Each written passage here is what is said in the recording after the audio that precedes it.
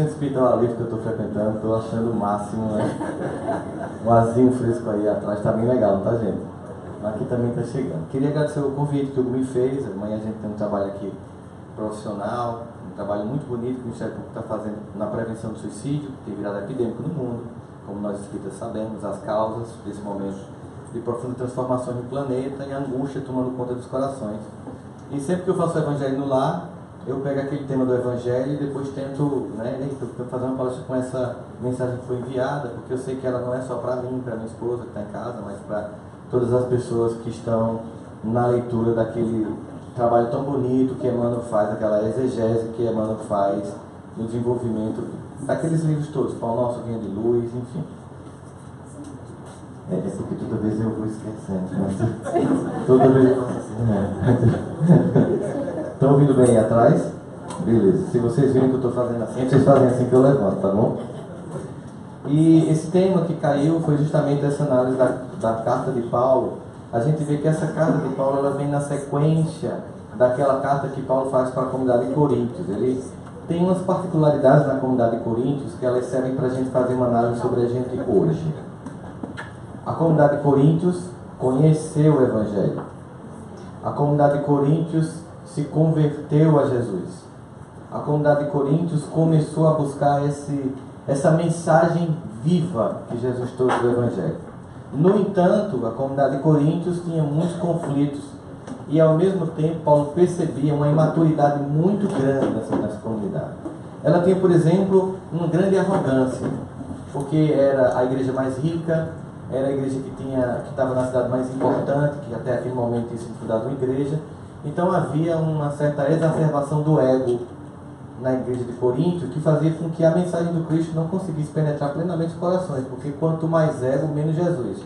Vocês já perceberam isso, né? Vocês sabem que a gente tem ego pra caramba e a gente vive numa luta danada para danar desse ego.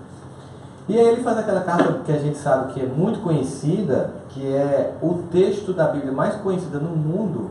Ainda que eu falasse a língua dos homens e dos anjos, se eu não tivesse amor, seria como um símbolo que retine. Desculpa quem achou que era de Renato Russo, não é, né? É de Paulo. Então assim, é nessa sequência que vem a terceira carta, em que nesse item, no versículo 16 do capítulo 3 da primeira carta aos Coríntios, Paulo vai fazer esse lembrete. É um lembrete assim, que para muitos em algum momento parece incômodo. Não saber que sois templo vivo de Deus, ou seja, que Ele habita em nós. A grande questão que a gente observa quando a gente lê essa carta de Coríntios é: existe em nós certeza de que Deus habita em nós? O que é que vocês acham? Você sente que Deus habita em você? Muito bem, eu gostei de uma pessoa que disse assim, bem, eu acho que sim, adorei. Muito bem, ele tem certeza porque ele não fez as coisas que a gente já fez em encarnação. Aí a gente, porque fez algumas coisas, para não dizer muitas coisas, a gente começa a achar que não, Deus tem lugar melhor para ir do que no meu tempo, pessoal. Tem uns cantinhos mais legal, mais limpinho, porque eu não rola não, Deus. Acontece que a gente sempre pensa que o amor de Deus é como o nosso, limitado, interesseiro e condicional. O amor de Deus é ilimitado, não faz acepção de pessoas e é incondicional. Se a gente entende isso apenas intelectualmente, a gente busca Deus, mas não sente Ele. Porque a gente apenas acredita que Deus está dentro de nós, mas não se permite sentir, porque pelos inúmeros defeitos que nós temos, as muitas falhas que nós carregamos, a gente fica se questionando, será que Deus habita em mim? Acontece que Paulo vai mostrar naquela carta que a comunidade de Coríntios é uma comunidade infantil espiritualmente, tanto que ele diz que eu vou dar para vocês leite, porque vocês não estão prontos para comer carne. Ele está dizendo isso porque ele quer dizer o seguinte: a imaturidade espiritual de vocês ainda é muito grande. Vocês já conhecem, vocês já vivenciam, mas no nível ainda, sabe, bem rudimentar. Por quê? Porque é preciso nesse trabalho, quando Emmanuel vai analisar esse trecho, você vê que Emmanuel tem uma capacidade de pegar uma palavra, vinde, e começa a descrever isso aqui. Como é que ele viu tudo isso aqui em vinde, né?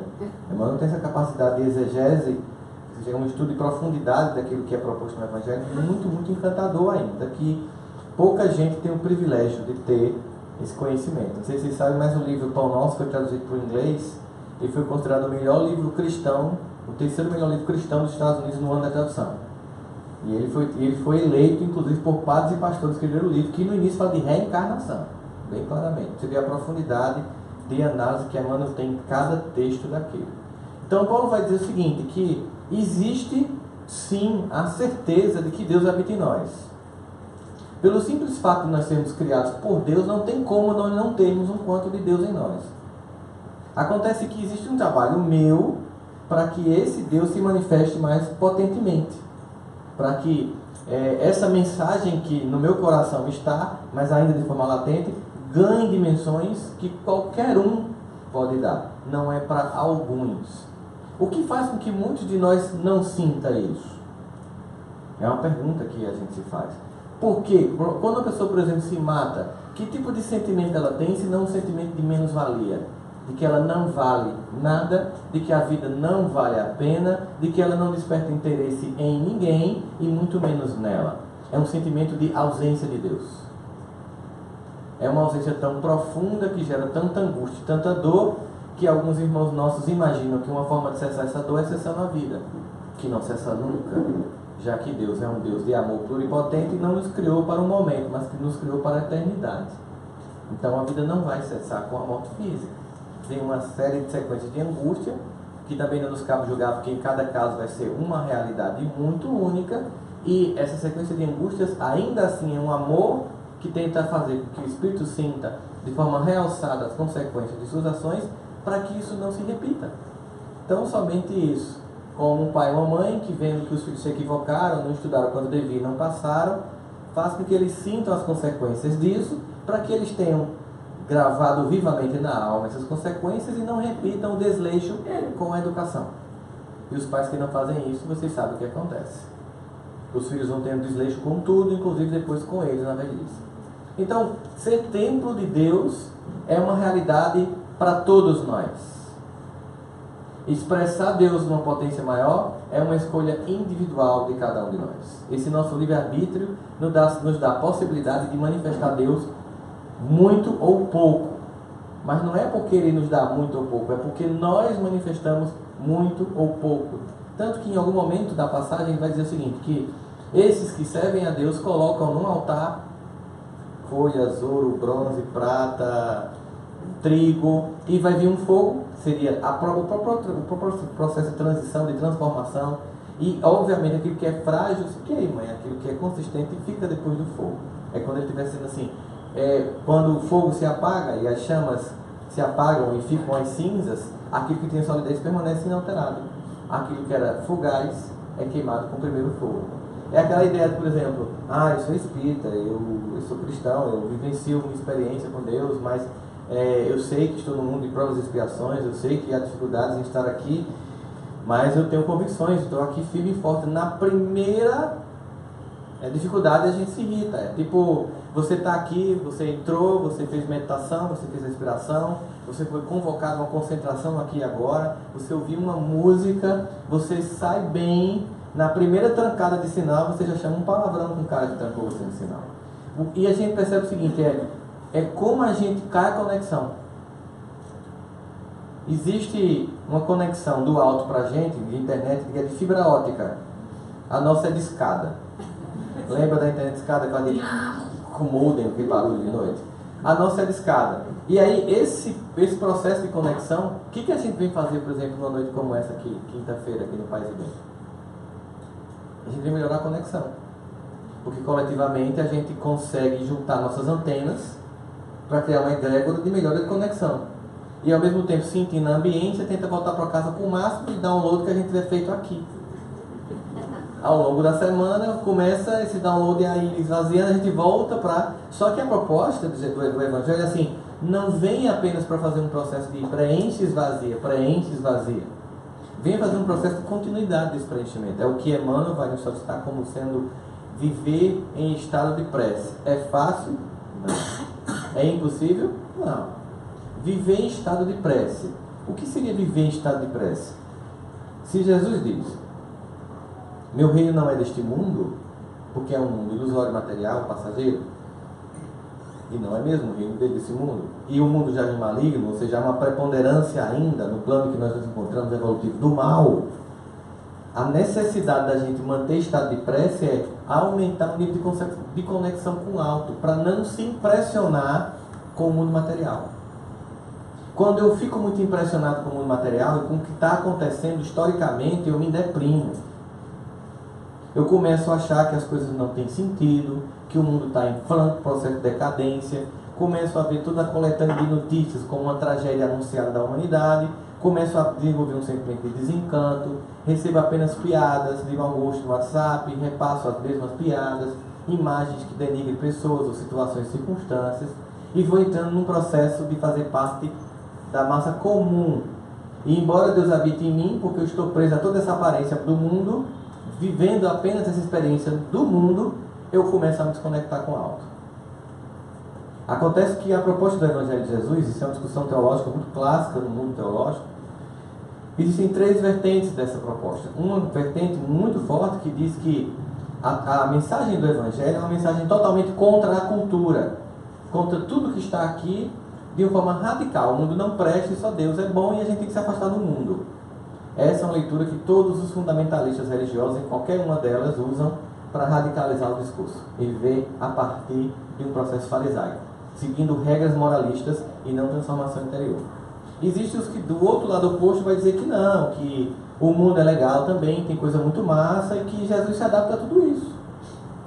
Jesus acha massa, Jesus entra na vibe, hashtag Jesus estamos juntos, entende aquela coisa que também é uma outra vertente radical, que aí faz um apagamento das fronteiras da moralidade e a gente tem um relativismo moral profundo e perigoso, que faz com que a gente ache que o que não é normal porque todo mundo está fazendo.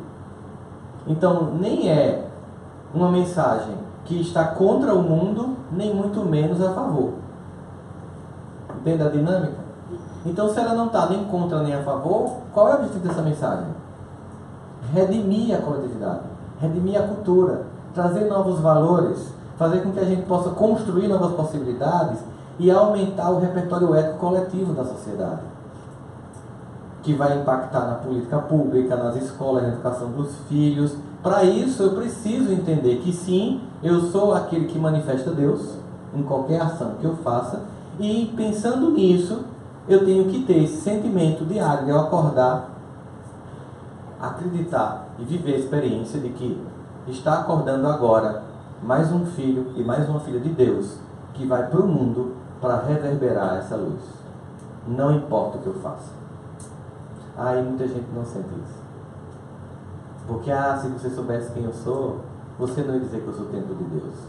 E eu digo mesmo para vocês, se vocês soubessem quem eu sou, para além dos vídeos do YouTube, vocês iam dizer que eu também não sou o templo de Deus.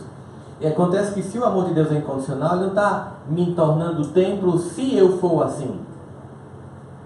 O problema todo é que a gente alimenta a ideia que o processo evolutivo é um dia eu vou virar anjo. A música é linda, de Beto Melo, meu amigo lá, mas a proposta é clara da música é: enquanto isso não acontece, eu estou num processo de idas e vindas de aperfeiçoamento para chegar ao estado de angelitude, de perfectibilidade relativa, como os Espíritos nos anunciam, que é um grau que a gente pode alcançar. Ou seja, se Deus me ama já como eu sou e não como eu gostaria de ser, eu preciso aprender a fazer o mesmo. Senão eu vou estar sempre me desamando, sempre me menosprezando, sempre me sentindo pequeno, incapaz, incompetente e não merecedor desse amor.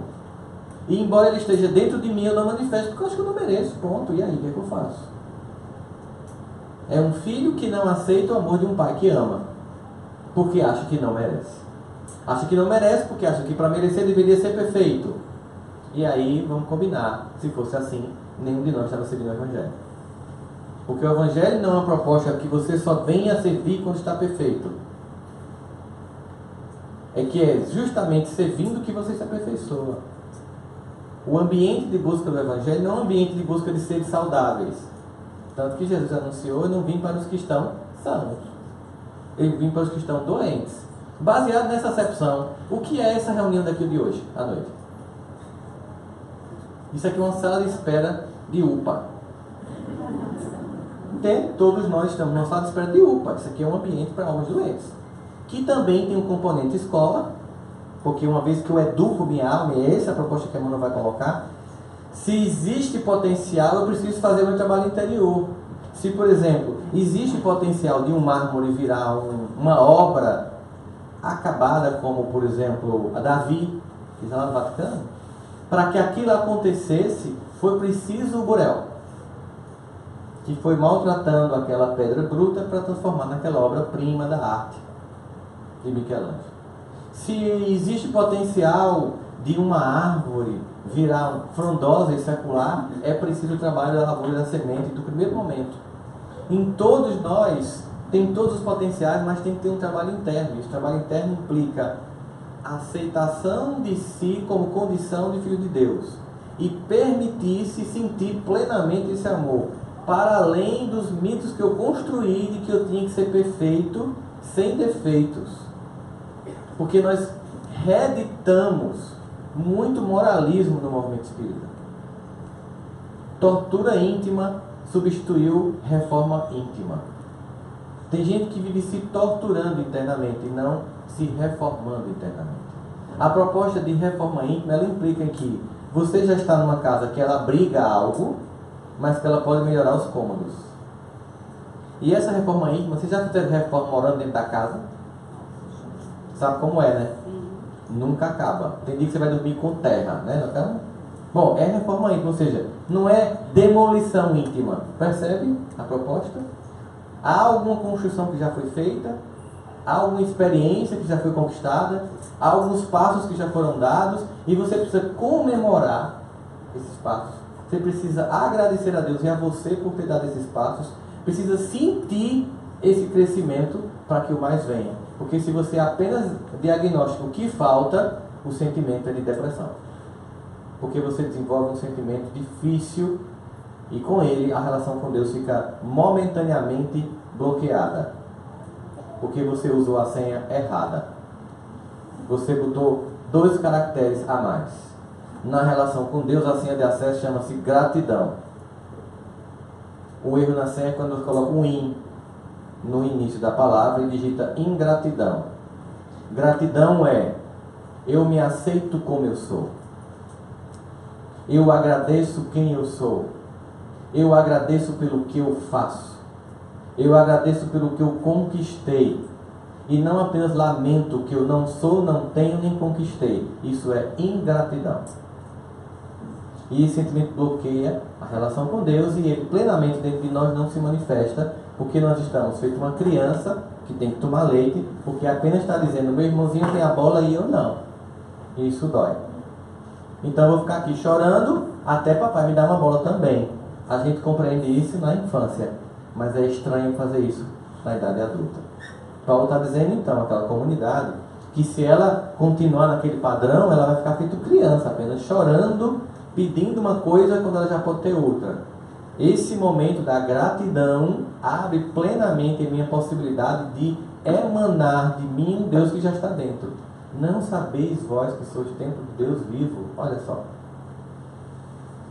Buscai primeiro a Deus e a sua justiça, né? E tudo mais vos será acrescentado. Se buscar a Deus é buscar a um Deus que está dentro de mim, quem eu tenho que buscar primeiro? A mim. Então a gente vê das 630 leis de Moisés, ficar apenas 2 em Jesus: amar ao próximo como a si e a Deus sobre todos. Esse problema é que eu não consigo amar os outros porque no fundo eu não me amo. Eu me sinto incapaz, feio, impotente. E numa sociedade como a nossa, de sobreposição ilusória, esse sentimento fica muito mais forte. O que é uma sobreposição ilusória? Se o planeta Terra já é uma ilusão, que os hindus vão chamar de Maya, que Maya em sânscrito significa a grande ilusão da matéria, se o mundo material já entorpece os sentidos espirituais e é por si só uma ilusão, as redes sociais são uma ilusão sobreposta à ilusão. Quando você inocentemente vai passando 14 minutos na timeline do Facebook, do Instagram, depois de 14 minutos o seu cérebro deixa de produzir endorfina e explode na produção de cortisol. Traduzindo, você está começando a deprimir. Seu cérebro está quimicamente deprimido, porque todo mundo está feliz, menos você. Ilusão que quem coloca lá também nem está tão feliz. mas tem a necessidade de dizer que sim. Hoje à noite, coco bambu comendo um peixe em Fortaleza. Fotografa o peixe, coco bambu, localização, para dizer, estou podendo pagar, estou no coco bambu, estou em Fortaleza, vocês tudo pobre estão aí acompanhando com raiva, com ódio de mim, estou nem aí, eu queria provocar isso no seu coração mesmo. Eu sou ruim, não presto, né? Entende? Esse sentimento é um sentimento infantil. É aquele sentimento de que, por que eu preciso dizer que eu tenho o que o outro não tem? E isso não é manifestar Deus. Isso é manifestar o meu lado mais sombrio, mais ego. Mas isso não é para ser visto, o movimento espírita tem essa vantagem, não é para ser visto como defeito moral, como imaturidade. Porque quando eu localizo como imaturidade, implica dizer que eu estou sendo chamado, solicitado a amadurecer. Se eu coloco como carimbo de defeito, para muita gente é confortável, tipo assim, é pau que nasce torto. Então não tenho o que fazer. Quando eu coloco como defeito, parece que eu não tenho o que fazer. É mentira, não é defeito, é imaturidade. Porque um dia todos nós seremos anjos. Enquanto não vem, tem que uma pininha surgir de cada vez. E aí esse processo de manifestação desse Deus que é em nós é a partir dessa aceitação do lado mais luminoso.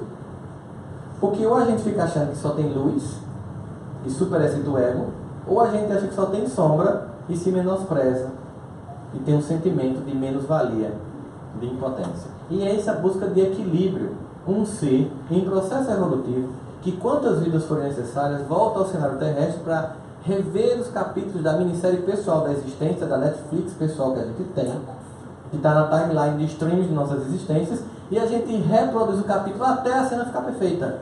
E a cena fica perfeita quando? Quando a minha atitude não atinge negativamente ninguém. Quando finalmente a minha presença na vida das pessoas nunca diminui, só aumenta. Nunca gera mágoa, só amor. A gente chega lá. E aí é a manifestação. Aí a gente fica achando que a manifestação de Deus vivo seria ser um missionário, fazer uma coisa bem fantástica, que alguns irmãos nossos já fizeram, mas que levaram muito tempo para chegar àquele ponto. E começaram igual a música mais vista do YouTube, Despacito, passo a passo. Sabe? Despacito, despacito, passinho, passinho, passinho, a gente vai criando um processo de crescimento pessoal. Mas a gente tem uma mania de achar que dá para fazer supletivo no mundo espiritual. Não dá. Não tem pulos. Eu vou fazer um curso de final de semana. Tem gente que quer até o Mobral, né? Não é nem supletivo. Você estuda em casa, faz a prova lá, marca umas questõezinhas, está aprovado, toma um currículo, vai fazer. Não é assim. Eu preciso ter paciência comigo para que a manifestação desse tempo de Deus aconteça. Só que a gente vive um momento na humanidade de muito relativismo moral. E falar disso é delicado porque parece que você vai ser moralista. Porque a gente está num momento, num planeta inteiro, de profundas divisões maniqueístas. Muito ressentimento de parte a parte. Ontem à noite, parte dos brasileiros ficaram felizes, parte dos brasileiros ficaram tristes. E aí, hoje eu estava em casa, aí uma amiga minha colocou assim, um WhatsApp mandou para mim: tão feliz de acordar num país livre da corrupção. Aí eu mandei para ela: sabe de nada, Vicente. Aquela ideia fantasiosa de que tem um lado bom e um lado ruim, que o lado mal perdeu e o lado bom ficou. Nós não estamos nesse país, gente. Nós estamos num país que politicamente a maior parte dos nossos irmãos estão profundamente equivocados. E aí quando a gente pensa nisso qual é a maneira de manifestar o meu lado mais divino num momento como esse? É mantendo o conflito, brigando com a família, em grupos de WhatsApp familiar, mandando mensagem piada indireta de pessoas que são importantes e que me amam, para tentar defender pessoas que não me conhecem, não me amam e me são indiferentes. Qual é o sentido disso? Qual é o sentido de eu chegar na minha casa, receber parente no meu para fazer um jantar e ficar, porque sei que ele pensa ou vota em um candidato frente do meu, ficar provocando o conflito e a discórdia? Em que momento eu estou manifestando Deus vivo? Eu estou agora pegando uma situação bem particular, muito atual, para a gente tentar refletir como manifestar o Deus vivo em nós. É perceber uma sociedade polarizada, numa divisão infantil de bem e de mal. Por que infantil? Porque é polarizada, é a visão infantil. É a visão infantil que divide o mundo entre bons e maus, sendo sempre bons quem? Eu. E mal quem pensa diferente de mim. Ou de idiota, de burro, de estúpido, porque como é que a pessoa acredita nesse político? Porque parece que o nosso é honesto e o outro é completamente angelical, né? Não tem sentido isso.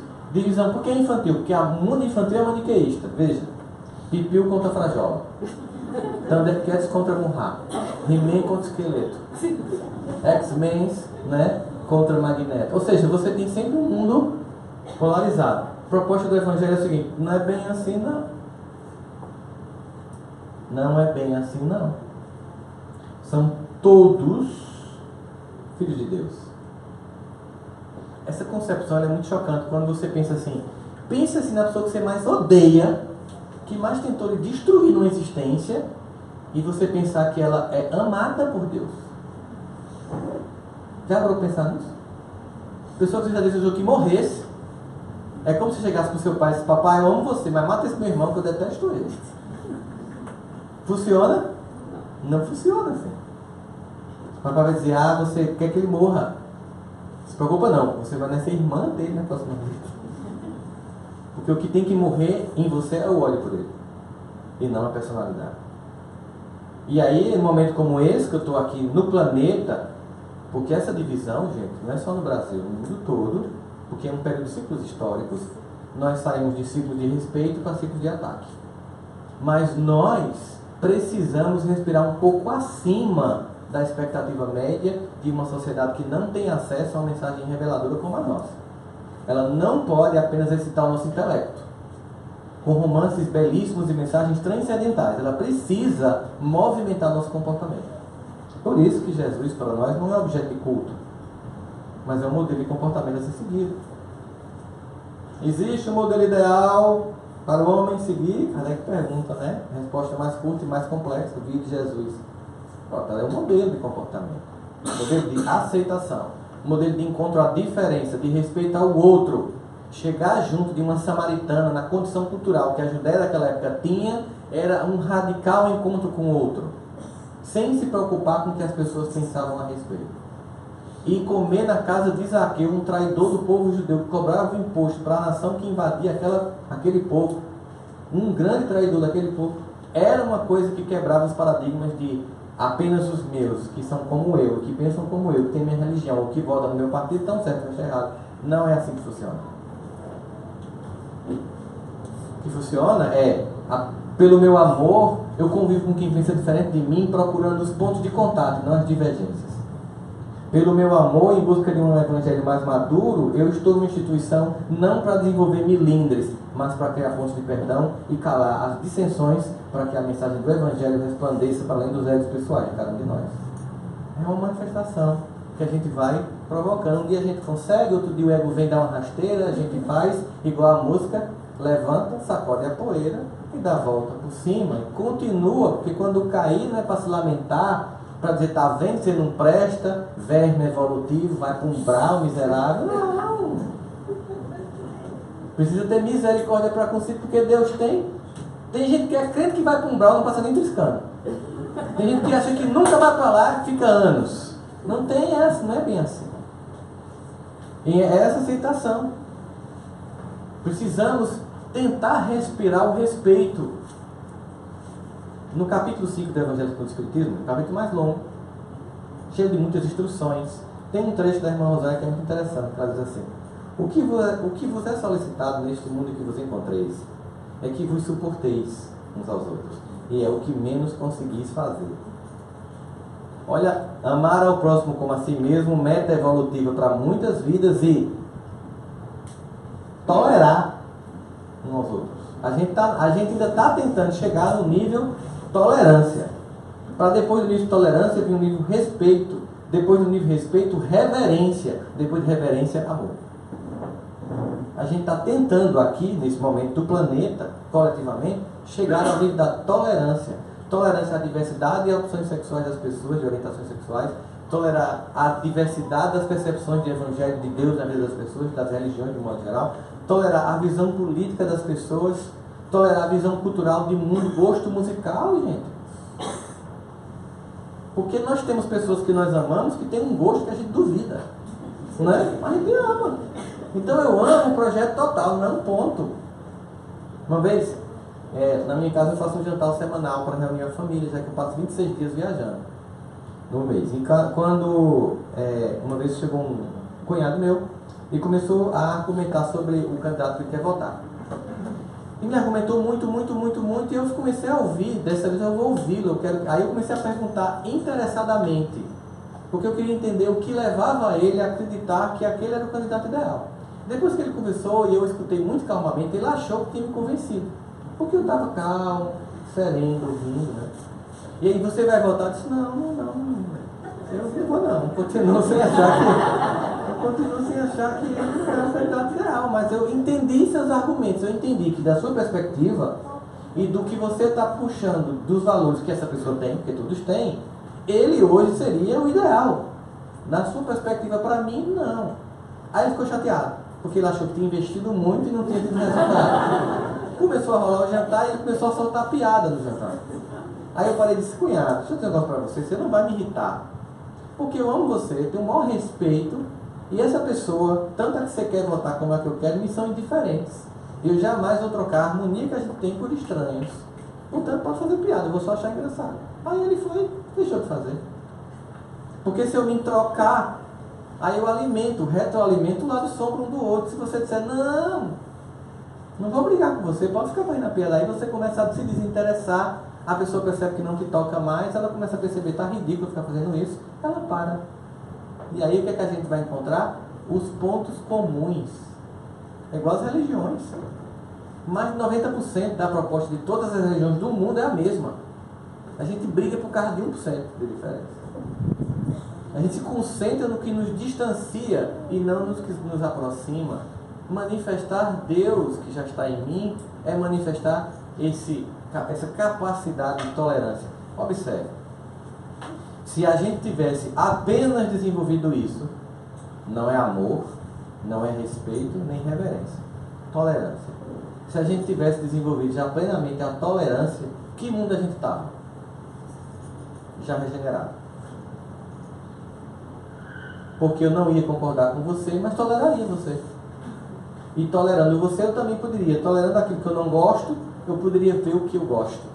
Eu poderia me concentrar nos pontos que estão funcionando na nossa relação e não nos pontos cegos. Casamentos que acabam é quando você dá ênfase aos pontos cegos sem observar os pontos luminosos. Você fica apenas realçando o defeito do outro e o outro seu, e aí simplesmente acaba e você sai de um casamento que ainda havia amor e funcionava.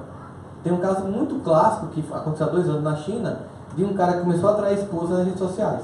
Encontrou uma mulher que tinha todas as características que procurava uma mulher, né?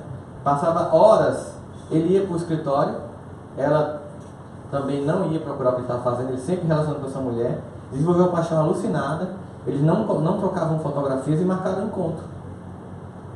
Quando ele chegou lá, era a esposa dele. Ela também estava tendo um caso com um cara, porque ela não ia para o escritório, porque ela aproveitava que ele saía para ficar para ter o caso dela. Eles dois tinham criado um perfil falso na internet, encontraram-se sem saber que eram os respectivos marido e esposa, começaram a ter um caso virtual e no encontro se descobriram que eram os dois. Primeiro foi raiva, você está me traindo. Só de segundo, mas é comigo mesmo. E terceiro, hoje então quer dizer que tudo aquilo que a gente sempre gostou continua existindo no outro. Mas eu comecei a realçar só os defeitos, entende? Aí eu me disse exatamente onde é que você estava, né? Onde é que eu estou?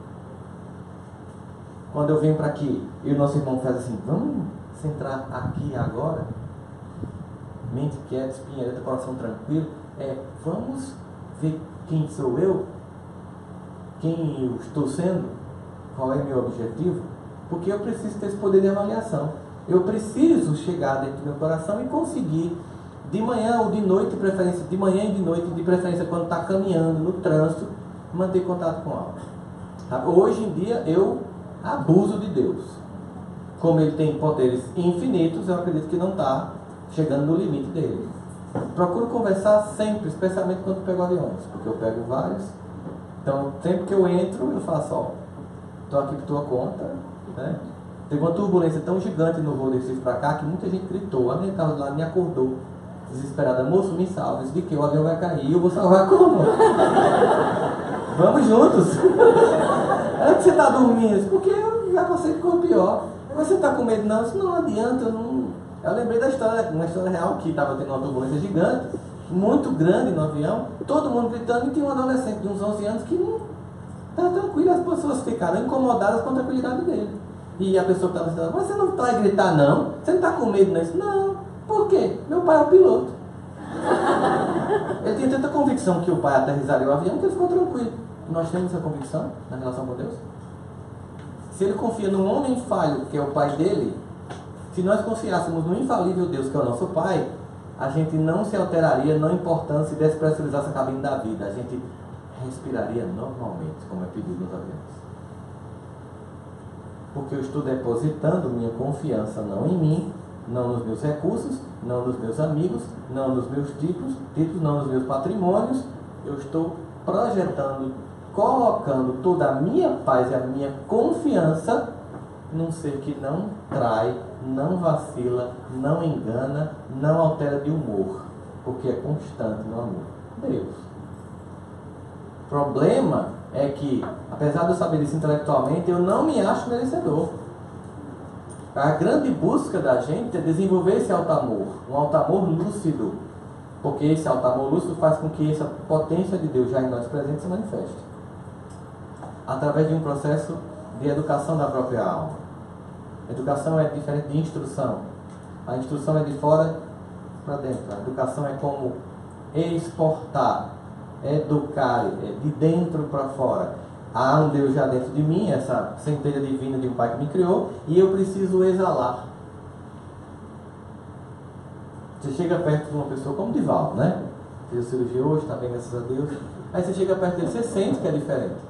Você sente que tem uma coisa diferente nele. E é porque Divaldo, é pelo que ele experimenta de transferir para fora dele a experiência de Deus que já há dentro dele. Quando você chega perto de alguém que você sente leveza, imagine, é a pequeniníssima expressão de Deus que a pessoa deixa passar dela. E você quer colar na pessoa porque você acha que aquela paz é da pessoa, e não. É a paz que tem dentro da gente, mas que a gente não deixa vir à tona. Como dizia Jesus, vos deixo uma paz que excede todo entendimento, ou seja, ela não é racional, é para ser experimentada. É aquela paz da serenidade de, por mais caótica que seja a minha vida, o momento histórico que eu estou vivendo, a consciência viva de que existe um governador chamado Jesus, que é o verdadeiro governador do planeta, e que apesar das manifestações históricas temporárias, nos levará à praia tranquila do processo evolutivo. Eu participo das coisas, eu tomo minhas posições políticas, eu ajo no campo político, no campo ético, no campo educacional, pautado numa bandeira que essa vale a pena levantar. A única, aliás, que em hebraico é Jeová Nissi, o Senhor é a minha bandeira. Para muitos de nós tem sido partidos, e os partidos nos partem, nos distanciam uns dos outros. A defesa que muita gente faz nas redes sociais de pessoas, se fizesse com a mesma veemência com que defendem pessoas, eu queria de fato ver muitos de irmãos meus queridos que defendem com veemência pessoas nas redes sociais, defender com a mesma veemência o Evangelho de Jesus. Eu queria ver com a mesma constância que as pessoas mandam mensagens de candidatos, me mandar diariamente mensagens do Evangelho. Eu queria ver com a mesma veemência que as pessoas mandam vídeos, que elas me mandassem trajetórias do Evangelho. Se a gente usar a mesma força, Ou seja, eu tenho potencial. Eu tenho potencial. Saulo também tinha. Saulo tinha um potencial imenso, só que ele estava com o vetor para cá. O que Jesus fez? Vamos corrigir o curso. Mas eu quero esse cara aqui, combativo. Ele não quis deixar Paulo, não, queria um cara combativo. Agora você estava para cá, vamos para cá. Então, se você é aquela pessoa que consegue passar horas e horas respondendo, postando, nas redes sociais, nos grupos de WhatsApp, discutindo, defendendo, você pode fazer isso pelo Cristo. Sem medo de se decepcionar. O que é pior é quando você está ali contra um político que é a favor de outro, e pelas conveniências históricas políticas, aquele povo daqui um dia está sendo visto um do outro. Aí você fica com a cara de lolô. Mas rapaz, olha, estão juntinhos agora, né? E você fica eu achando que um era do bem, outro era do mal, e vivia atacando o outro, defendendo o outro e atacando. Eu posso manter minha atividade política, convicções históricas políticas, éticas, eu posso fazer tudo isso, mas de forma cristã. Eu posso manter minha identidade política sem atacar o outro. Toda vez que, para defender o ataque, eu perdi a razão baseado na manifestação do Deus vivo. Eu tenho que manifestar minhas crenças sem atacar quem pensa diferente de mim. E aí eu vou para a capacidade de tolerância. Porque nós estamos altamente intolerantes. As pessoas estão brigando por tudo no Brasil. Tudo aqui dá conflito. Qualquer opinião que você colocar, metade lhe odeia, metade lhe ama. E se você tentar colocar uma opinião equilibrada, você apenas é odiado pelos dois lados. Pode fazer a experiência. Se você colocar uma opinião de tentativa de consenso, os dois lados odeiam você. Porque um vai dizer que você está defendendo o outro e o outro vai dizer que você está defendendo o outro. Não está dizendo que você está buscando o equilíbrio. E aí eu preciso não entrar nesse jogo. Eu preciso não ser café com leite. Eu preciso não tomar leitinho do Evangelho. A gente já pode comer uma buchada do Evangelho. Com que a gente já conhece o Espiritismo, a gente traz uma buchada tranquilamente. A complexidade que a gente já tem conhecimento, as informações que nós temos, fazer parte de uma manifestação espiritual que tem downloads diários de atualizações do sistema, através da mediunidade de vários irmãos nossos, que todos os dias, em vários lugares do mundo, estão manifestando as intenções e os conceitos do mundo espiritual sobre nossas vidas. Entende? E eu continuar remando naquela coisa pequenininha, sabe, da briga cotidiana, da troca de farpas e de misérias com as pessoas, esquecendo que todo o cenário histórico é passageiro, porque todos os déspotas da história humana estão enterrados. Mussolini, Hitler, Gengis Khan, Nero. Alguns muitos até restaurados espiritualmente. Todo esse panorama material histórico, ele é secundário diante do plano inabalável de Deus sobre nossas vidas. Eu vou repetir. Todo esse processo histórico político atual do planeta e do Brasil, ele é secundário diante do plano de Deus sobre nossas vidas. Eu preciso então, mesmo mantendo minhas convicções políticas, entender que prioritariamente sobre mim eu devo erguer a bandeira do Evangelho e sobre ela depositar minhas esperanças, minha confiança, porque em homens falíveis não dá. Já fizemos isso. É hora de contribuir com um planeta melhor, com um país melhor. E a minha grande contribuição é mudança de atitude. É a manifestação desse Deus que é em mim no que eu faça. Embora eu continue lutando por justiça, por ética na política, por reformas e mais reformas, são justas e necessárias, são lutas que temos que travar, mas enquanto isso, só vai entender isso quem é da minha idade, enquanto isso na sala de justiça, a gente continua tentando fazer a nossa parte no cotidiano, nos passinhos diários, em que, onde quer que eu esteja, no que quer que eu faça, nas atividades mais comuns do cotidiano, expresso eu, um Deus vivo que habita em mim. Expresso eu, na paz que eu levo para o meio de trabalho, na paz que eu levo para o lar, na concórdia e não na fofoca, no respeito e não na degradação do outro, no silêncio e não na calúnia, manifestando o melhor de um Deus que já habita em mim, para que no futuro a minha oferta sobre esse altar que queima não seja uma planta que pelo primeiro fogo fenece, mas seja um metal que, uma vez que as cinzas estejam lá, ele permaneça do mesmo jeito. Esse é o objetivo de todos nós. Muita paz a todos.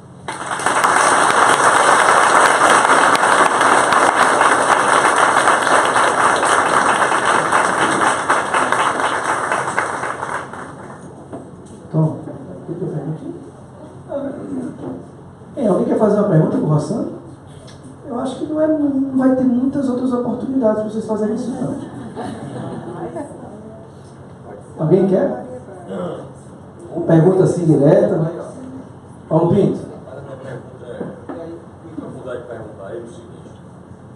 É que eu nunca, na minha opinião, concordei com essas comemorações da Semana Santa de crucificar Jesus de novo e a pessoa toda suja de sangue, bota na cruz aquele negócio. Eu nunca tolerei isso. E eu gostaria de saber se, na realidade, não quer dizer se estou certo ou estou errado. Eu queria uma explicação sua com relação a essa comemoração, professor, todo ano, porque para mim Jesus viveu para nos salvar, com seus ensinamentos de paz, de amor e tudo. Então, eu gostaria que você desse uma resposta possível sobre esse pergunta. Não tinha te avisado que tinha essa parte da pergunta, não, né? Mas é um prazer. Bom, essa tolerância da gente, ela tem que ser desenvolvida na nossa capacidade de, mesmo não compreendendo o ritual do outro, respeitar. Eu não tenho que compreender o ritual do outro. Veja quantas religiões tem no mundo, elas têm rituais muito diferentes. Você chega na Índia, tem um deus chamado Ganesha, que é um elefante e tal. Aí você pode olhar que coisa estranha, Shiva com 6 braços. Mas existe um princípio espiritual por trás daquilo ali. O que mais... Eu vou te falar de uma passagem de Bhagavad Gita que dá para entender bem isso.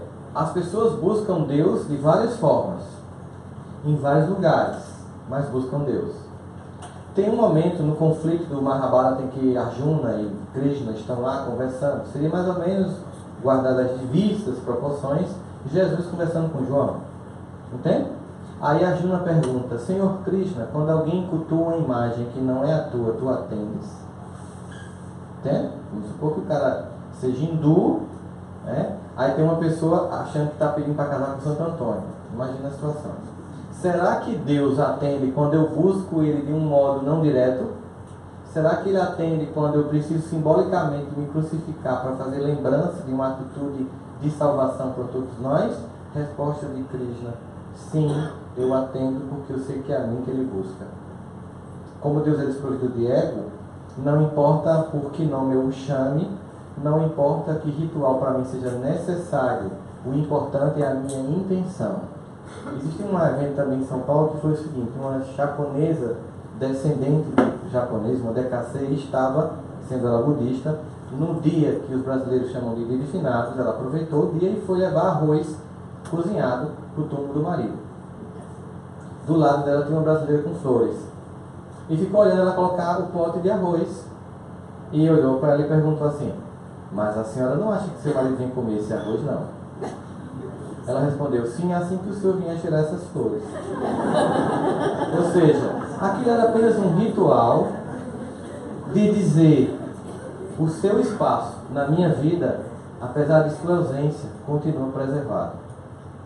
E a lembrança disso me faz vir aqui hoje, porque eu acho que eu preciso vir neste lugar, já que nós, como espírito, sabemos que não está necessariamente ali, a gente pode mandar uma prece, mas temos que respeitar. Eu preciso vir neste lugar fazer este ritual, que para mim é apenas um símbolo de gratidão que foi preso na minha vida.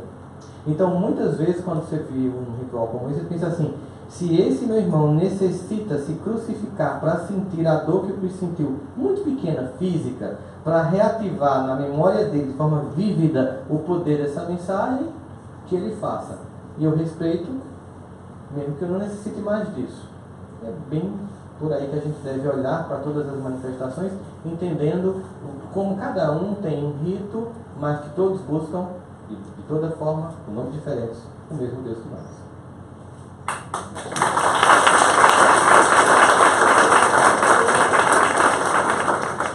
Mais uma? Meia-noite, né? Eu nem Até meia-noite.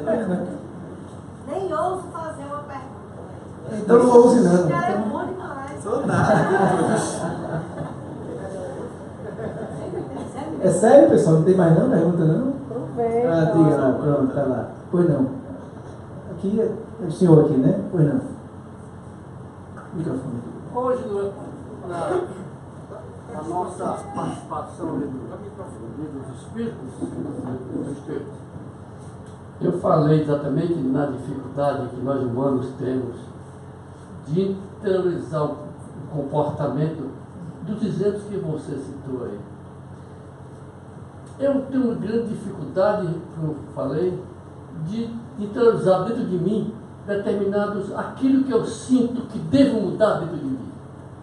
Faço um esforço muito grande, amenizo, mas, como você disse ali, caio de novo e me levanto também, até choro diante do que eu fiz aquilo com a minha mulher. ou com um amigo, com qualquer pessoa, estranho também. Então, eu tenho essa dificuldade, eu acho que só eu não, de interiorizar o sentimento que você deve realçar nos momentos mais angustiosos da sua vida, realçar momentos de grande clarividência, de clareza do Espírito. Como devo proceder? É caindo, levantando e caindo? A gente tem que aprender a olhar os nossos defeitos, tem que vir para aqui que tá. A gente tem que aprender a olhar os nossos defeitos com a serenidade, a misericórdia e a doçura que Deus olha. A melhor forma é você entender e dialogar com eles e não combatê-los. Porque defeitos, na verdade, são potências da alma utilizadas em vetor contrário. Certo? Porque, por exemplo, a pessoa ela é agressiva, mas se ela entende a agressão como uma potência da alma, ela modula aquela agressão para o momento certo. E ela usa aquela força para defender a justiça.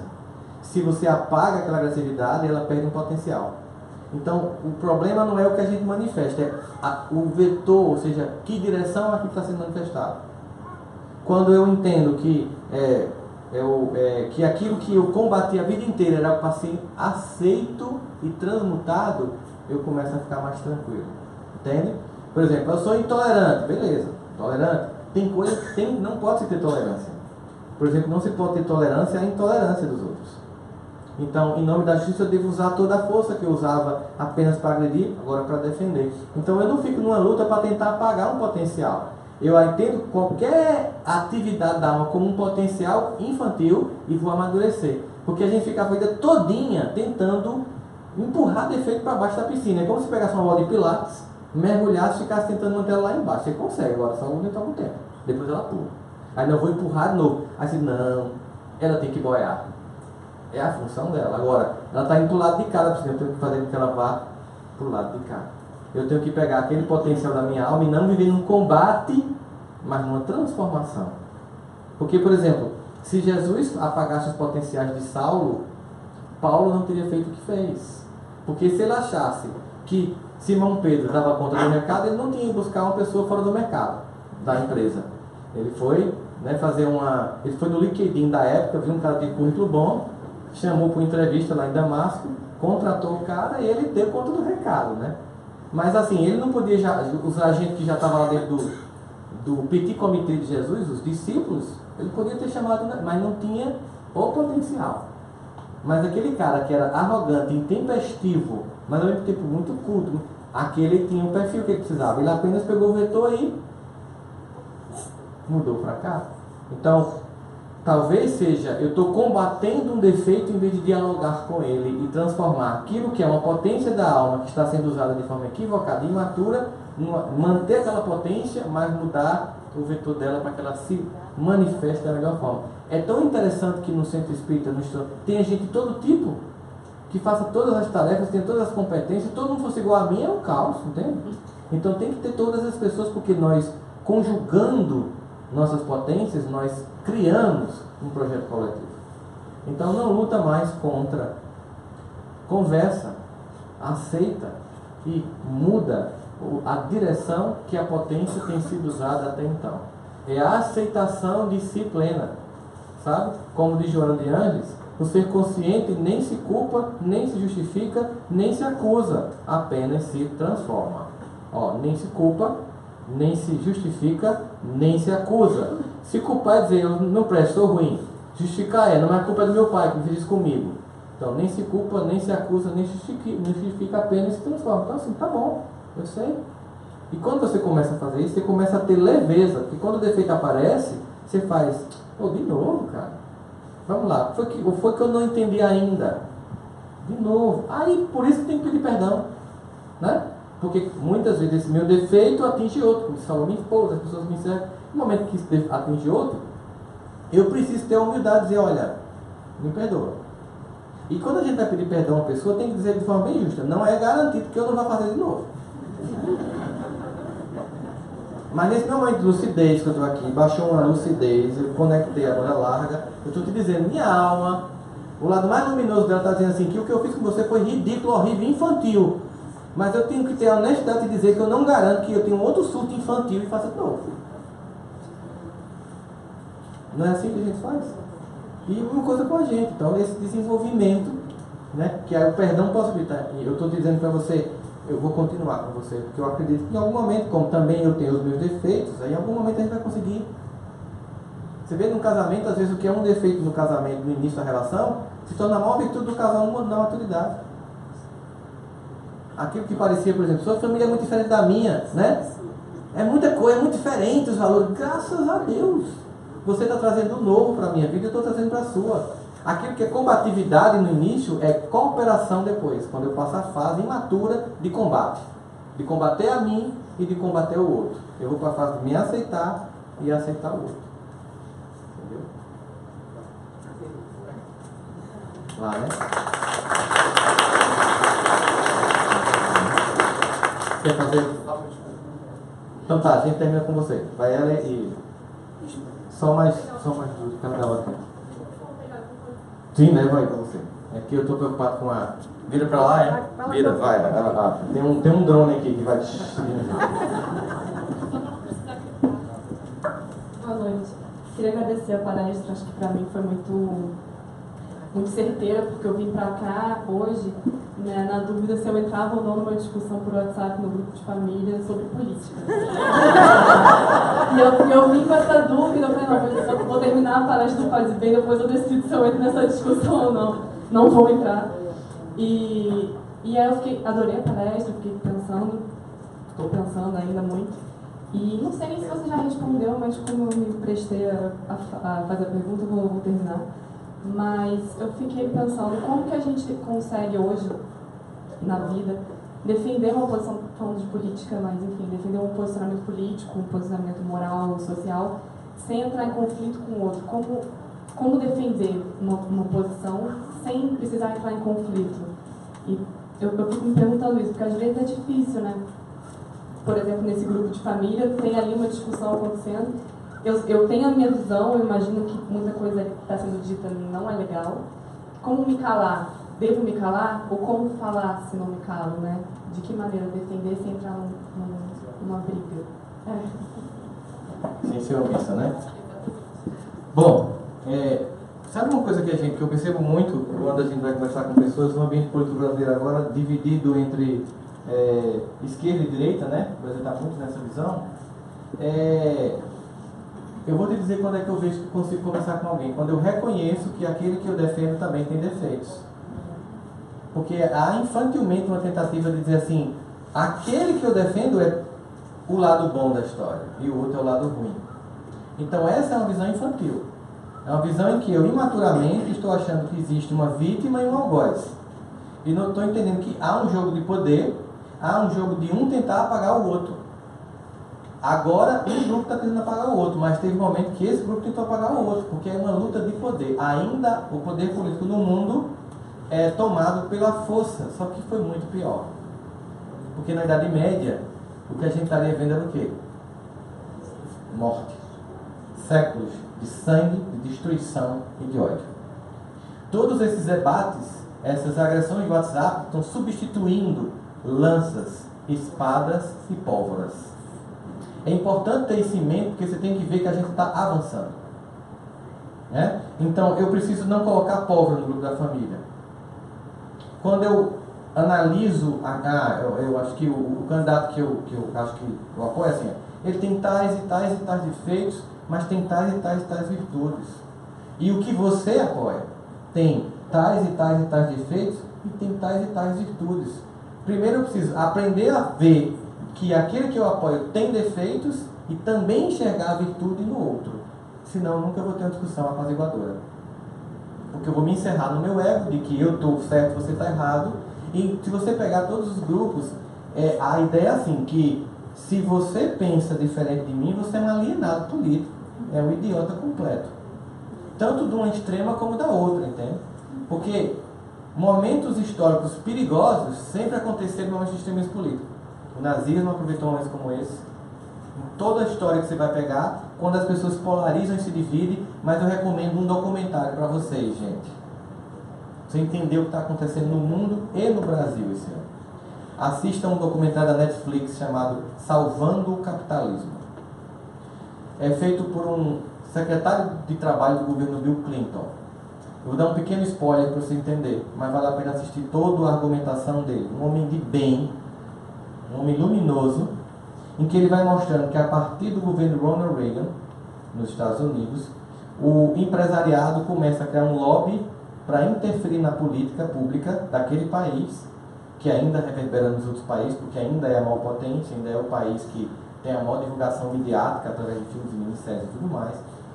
E esse processo vai criando uma destruição da classe média americana e um aumento da concentração de riqueza. Hoje lá há um aumento profundo de concentração de riqueza e muita gente vivendo muito mal, tendo que trabalhar quase 20 horas por dia para pagar contas apenas, sem sobrar absolutamente nada. Todo esse sentimento de que o nosso esforço de trabalho, de estudo, não está dando para ter uma vida digna, gera um profundo ressentimento coletivo.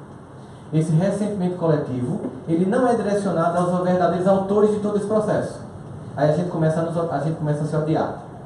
Aí a gente faz projeção desse ódio nos gays, nos negros, nos muçulmanos, nas minorias, nas mulheres, entende? Porque assim, a gente está com ódio da opressão e em vez de combater o opressor, a gente destrói uns aos outros os oprimidos. E é a tática mais clássica de domínio de todas as elites históricas do mundo.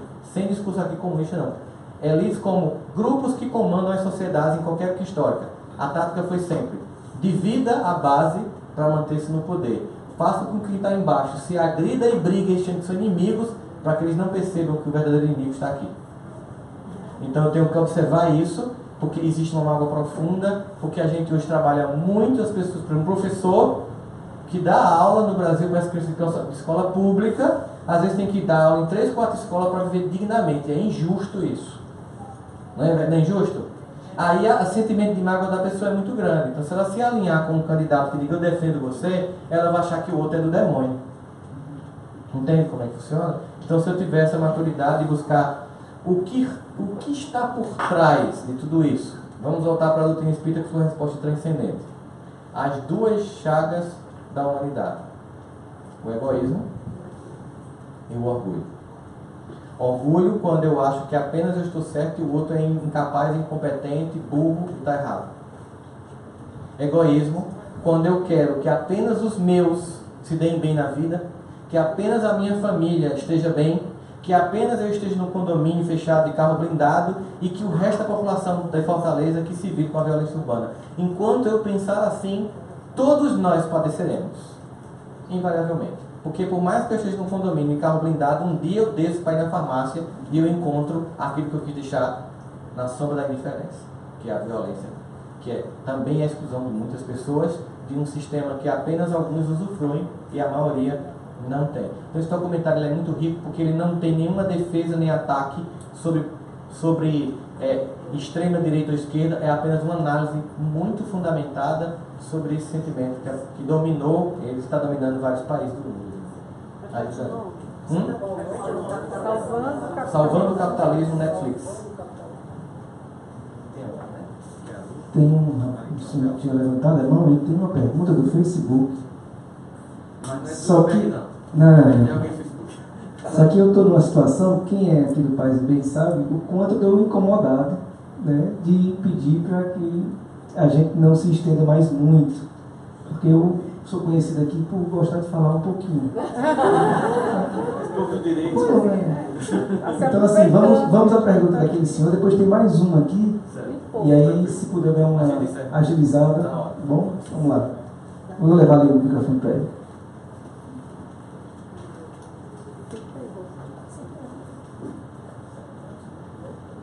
Boa noite. Já vi várias palestras de espiritismo, né, em várias casas, no YouTube, e sempre um ou outro cita uma das histórias mais bonitas de Jesus, que seria a história dele no resgate de Maria Madalena. Okay? Dentre outras que teve também de resgate de ladrões, de leprosos e outros. O que prova o seu amor infinito. Recentemente foi lançado um filme no qual toda essa história do apedrejamento, da traição, da prostituição, sei lá como é que era encarado na época, ela é desmistificada. Ainda no final há créditos que a Igreja Católica não reconhece mais esse fato. Perante essa película, já que também você falou que os Estados Unidos a mídia muito forte pode fazer tudo isso dentro da gente, eu queria saber como a gente vai encarar, se a gente vai continuar acreditando realmente que teve essa passagem, se o que foi dito no filme pelos historiadores e reconhecido também pela Igreja Católica o que vai valer a partir de agora, porque tudo na vida, na humanidade, ela teve as suas limitações. Na ciência, um dia Galileu disse uma coisa, Newton disse outra, e assim nós estamos evoluindo, muitas vezes uma coisa não anulava a outra. Então, o meu questionamento é esse. Apesar de que dentro do filme eu vi uma história muito mais bonita do que a dela, que foi o que aconteceu com Judas após a sua traição, que ele não traiu o Jesus como amigo, mas sim o que ele acreditava que iria acontecer dentro da Revolução.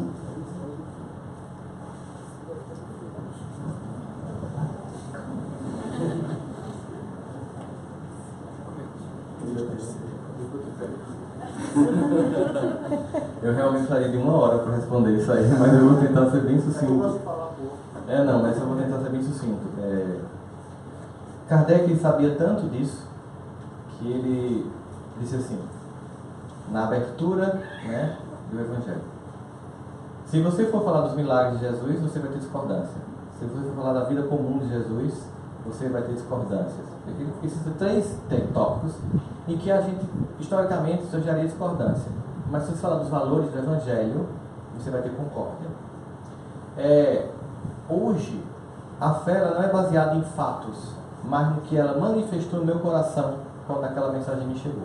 Certo? Então, vamos imaginar que essa história não aconteceu. Vamos imaginar.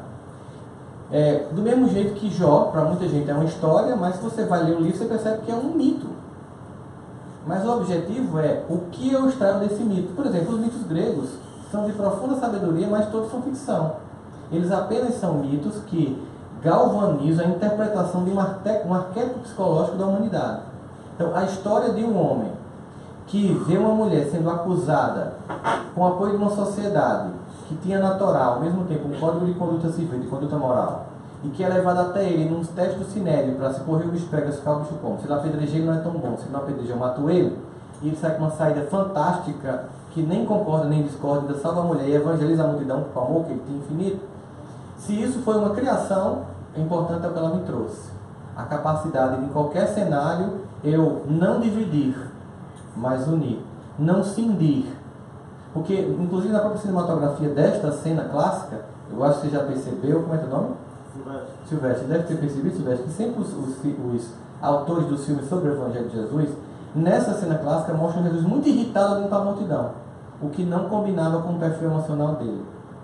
Porque, na minha visão, quer essa história tenha acontecido ou não, que ela tenha sido uma parábola, ou uma história factual, né?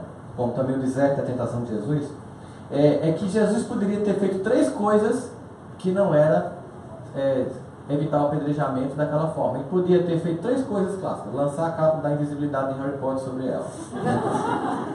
Ele poderia fazer as pedras virarem areia, já que ele tinha capacidade de transformar água em vinho, para ele era de batata. Ele podia ter feito uma mulher flutuar, já que ele andou sobre o mar da Galileia. Então, ele da gravidade com ele era tranquilo, hashtag Jesus resolve, né? Mas ele não fez nada disso. Por que ele não fez nada disso? Porque ele esperou a multidão para evangelizar. Ele queria não apenas salvá-lo, ele quer salvar todos. Então a multidão chegou e ele deve ter olhado com muito amor. Não com acusação, eu sei quem é você não presta, não. Não foi assim. Foi com muita doçura que ele disse: mas se você nunca fez nada. Olha a empatia. Quando ele faz essa pergunta, ele nivela a vítima ao algoz. E se você estivesse no lugar dela, você queria as pedras, porque você não já caiu, aí todo mundo salta. Ele gerou um sentimento de empatia, porque ele, em vez de ampliar a divergência, ele trouxe concórdia. Que aí Francisco de Assis vai dizer: fazei-me um instrumento da tua paz. Quando eu ver ódio, que eu levo amor, que vale por tudo que eu sabe de família. Quando eu ver senso, que eu levo perdão. Entendeu? Esse é o objetivo. Entende? Então, quer tenha sido uma parábola que se transformou em história, e agora está percebendo que foi uma parábola, o aprendizado dela continua tendo o mesmo valor. A gente serve com a Deus. A última aqui do Facebook, gostaria de perguntar como foi o início dele no caminho de espiritualidade. Seu? Meu? Você quer de Paulo. Meu caminho no início da espiritualidade, assim como espírita, não sei, né? Bom, na verdade, eu nasci num lar dividido de um pai evangélico e uma mãe católica, e que esse casamento dos anos 70 por si só já foi bem conflituoso, porque meus avós evangélicos se recusaram aí o casamento católico, né? Então ele tinha 17, ela 16, e depois de um tempo esse casamento não funcionou, eles se separaram, mas por causa desse amor que os uniu, eu e meus irmãos estamos aqui, e apenas nenhum julgamento a eles como casal, porque eu não sou esposo nem esposa, eu sou apenas filho, e é como filho que eu apenas agradeço o dom da vida e os amo profundamente. E aí nesse processo eu comecei a fazer um espiritu, né? Eu conheci gnose, fui evangélico um tempo grande da presbiteriana, conheci maçonaria, aquela busca toda, li as obras de Blavatsky, e no fundo fui percebendo Deus em todos os lugares.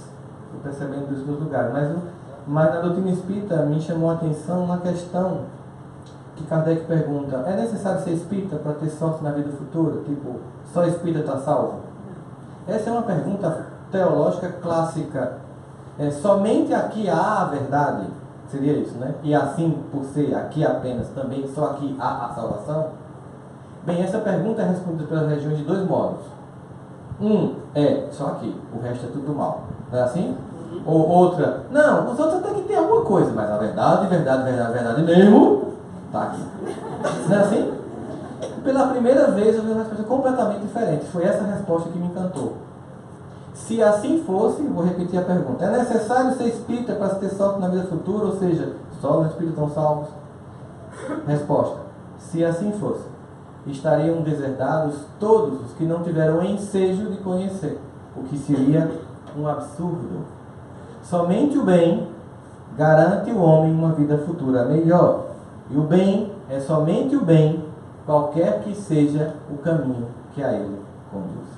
Foi a primeira vez que eu vi uma religião dizer que todas as outras levam a Deus. Aí eu disse: é assim que eu penso, é aqui que eu fico, é aqui que eu tô. Hashtag tamo junto. Obrigado.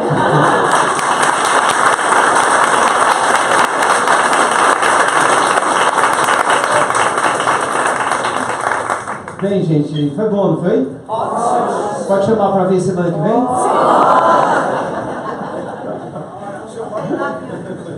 Bem, te agradeço, Sandro, agradeço o Hugo, né, e o Ministério Público, que eu trouxe para o evento amanhã, né? A gente agradece muito. Foi uma condição coercitiva. Olha aqui. Foi uma condição coercitiva. Ele foi pegar no aeroporto e disse: vamos bem ali, trouxe para cá, né?